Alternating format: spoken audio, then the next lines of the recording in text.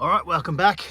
I recently did a video on the mirror, the Daihatsu mirror, and I got some new seats, which, you know, is exciting for me because it didn't have a back seat, so the kids couldn't really go in it. Even though it's a back seat model, it didn't come with back seats at all, and it came with some pretty crusty front seats that we cleaned up in a previous video.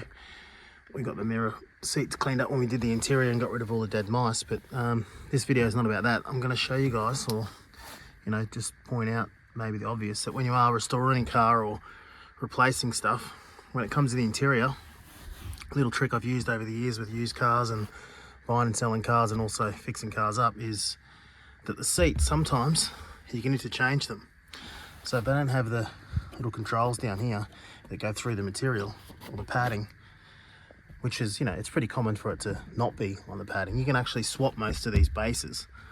So that means that if you're looking for a good interior or trying to put a good interior together, most seats will be worn here on the drivers, and on the driver's side they'll be worn there, down here, 150, 200,000 Ks, most cars will be worn there. And the passenger side's usually in a lot better condition, right? So what you can do is exactly what I've done here, well, very similar to what I did here. I actually put the base, if you go back, if you watch the video, I put the base of these seats onto the base of the original seats that were in here because of this, only on the passenger side. It's the only one that had one, but just for this release.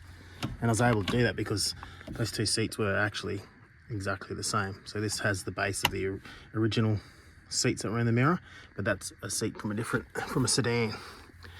All right, so, and on that point, if you're wondering, sedan seats do fit into a mirror, a two-door mirror. You just need that little, well, you don't need it, but it helps. The passengers can actually get out by themselves. But we're talking about the base, I guess, so let's get on with that. And I'll show you exactly what I mean, because I do have the other two mirror seats. This one's a good example because it is, in fact, identical. So you can see that this base would interchange onto another seat without any issues, because if you just needed to replace the base, you could swap this base onto another passenger side seat or driver's side seat. That's because everything is the same, because it's very basic, but there's a lot of seats like that. And it's going to save you a lot of money if you can do it. You've just got to locate another passenger seat. Check, make sure it is interchangeable. So this is the one with the rails on it. You can see it's pretty basic. If we flip this over,